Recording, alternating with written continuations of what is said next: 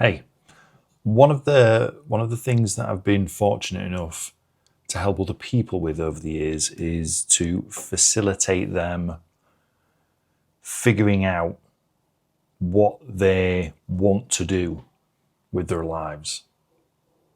What's their I'm not trying to make this sound overcooked, but what is their life's purpose?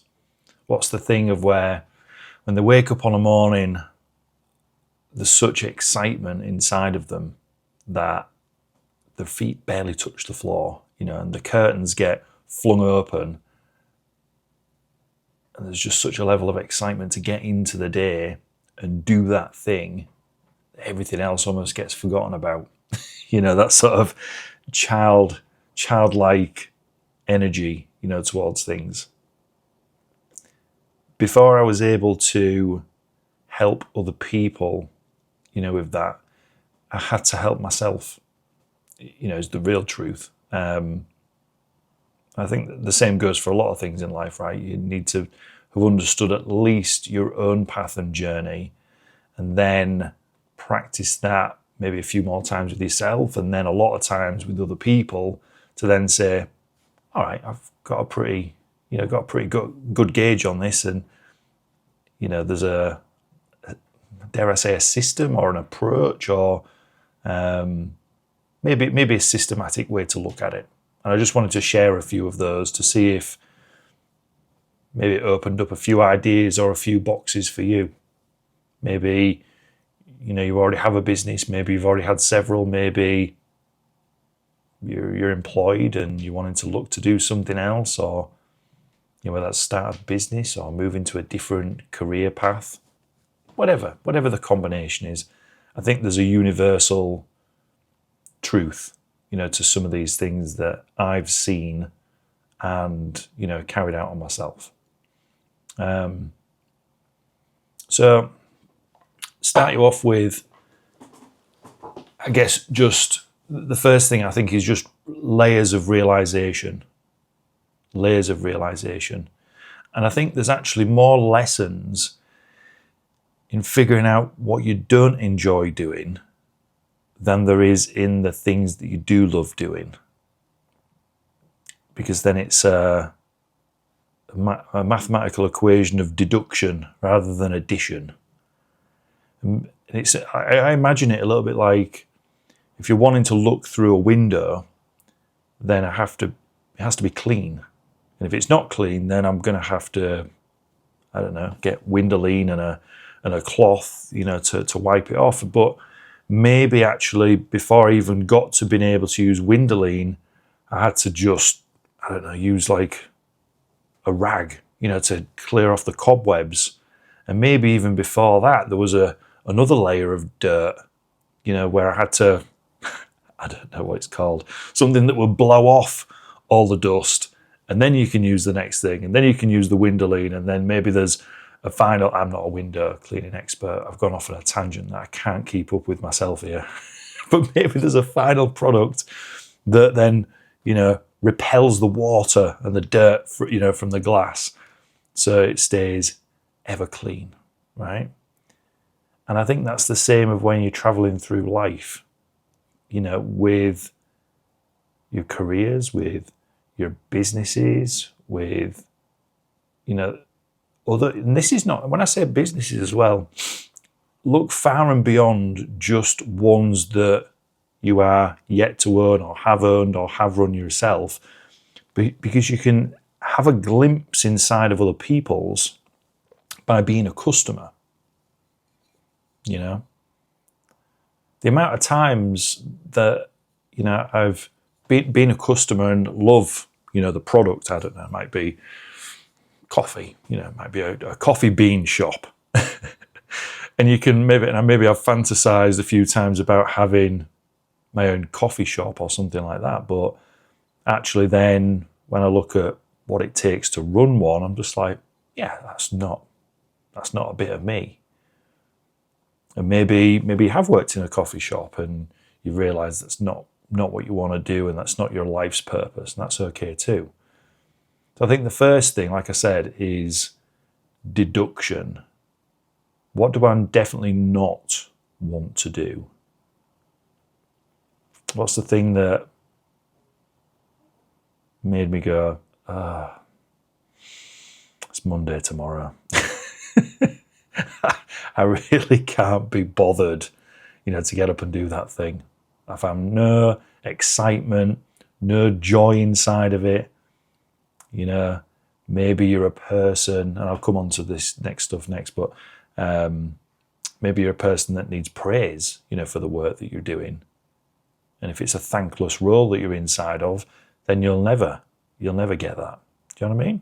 So the place where I like to start with people, and where I've always started with myself, is look back through, the lens and timeline of your own experience. If I was sat with you, I might say, tell me about all the things that you have tried. How did you feel about that? How did you get on with that? Did you love that? Did you enjoy it? Did you hate it? Score it out of 10. And then in the microscopic parts of those particular roles were the things that actually you really loved doing. But maybe 99% of it was just pleasure draining and left you feeling like an unloved empty sock, not an American Pie type sock, but you catch my drift. So that'd be the first place, would be deduction. Almost like you treat it like you're an investigator, into your own life. What are the things I've tried? What have I loved? What have I not loved? That's the first one. The second one then is, I found this to be super useful, is to then don't be shy about putting yourself through, some like personality testing. And it can be any type of test. There's no particular ones that I think are better than others. They're just gentle gauges. Should we do a test and then attempt to live our lives exactly, as they say? You can take some bits away from it, but does it have to be 100% you? Absolutely not.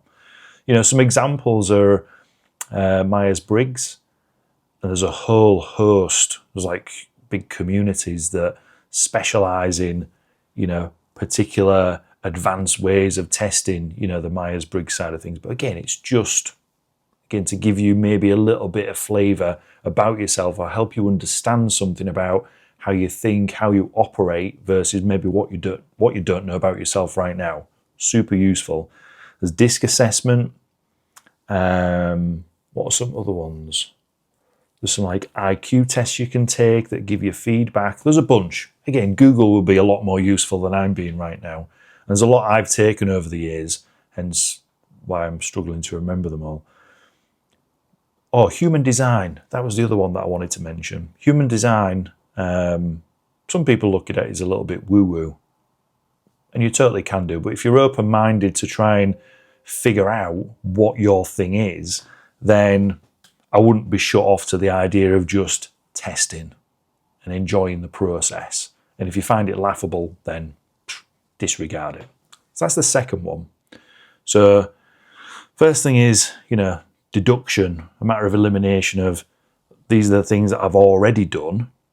And there's a reason, and I'll come on to the third of why it's important. Things I have done, didn't enjoy, did enjoy. Who am I? Outside of how other people might tell me or how I think about myself, what are some different measurements or some different gauges? And then the third one is, I've lost my train of thought. This is going to be interesting. Do I edit this bit out, or do I just leave it in? This is the very small potential downside I've seen with recording my videos. No script. I've got nothing today. I've got no notes or anything. I've just gone from, an idea and things that I've helped people with over the years, and now I've lost my train of thought. So the potentially is a downside, but I'm going to commit to not editing, so you can kind of see, how I dig myself out of this. So we're looking at, first of all, the lens, And then we talked about the personality type testing. And then the third thing, was external. So I guess you would class this as like market research. Now, this is tapping into those people that you know and they know you.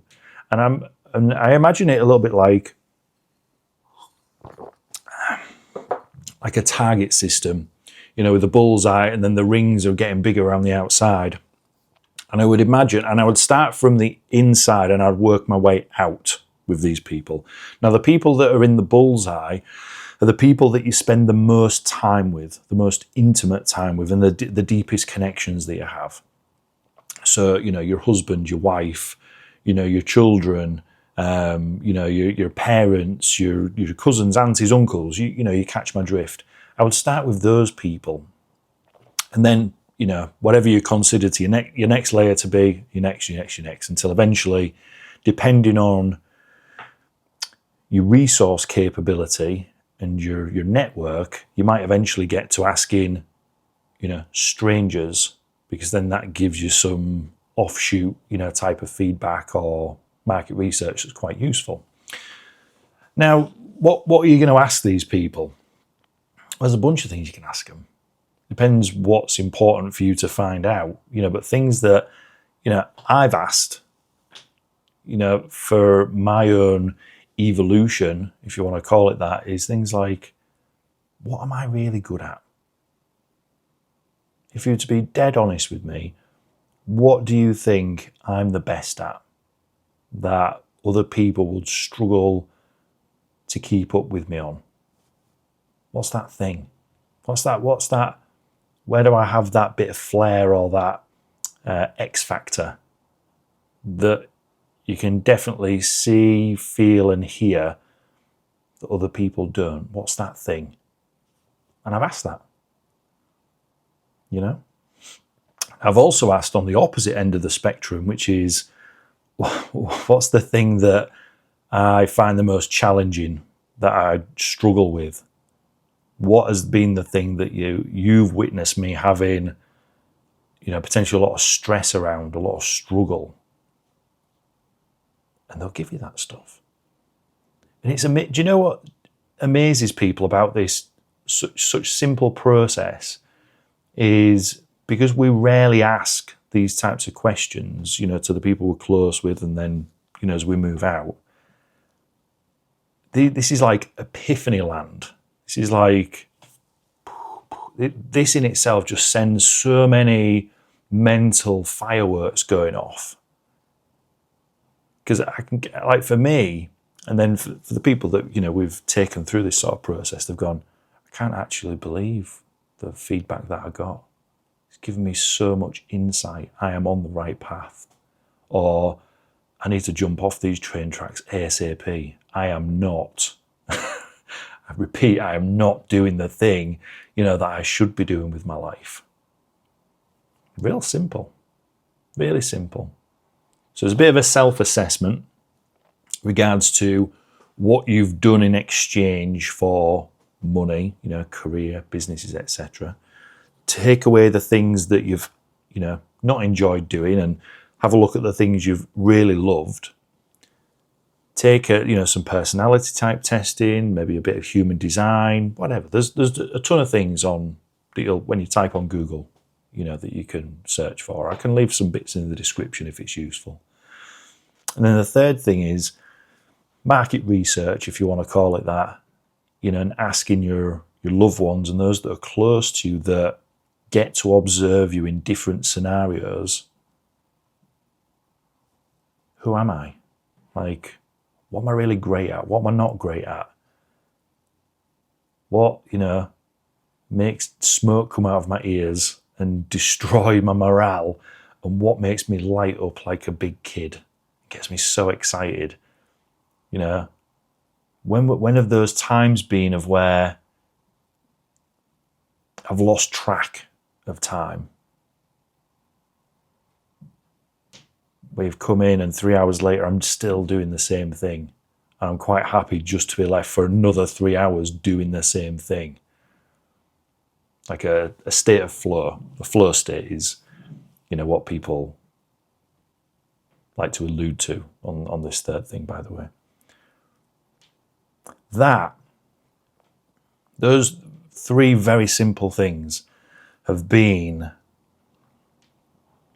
really powerful guide for me personally over the years in allowing such a simplistic evolution of who I've become and becoming.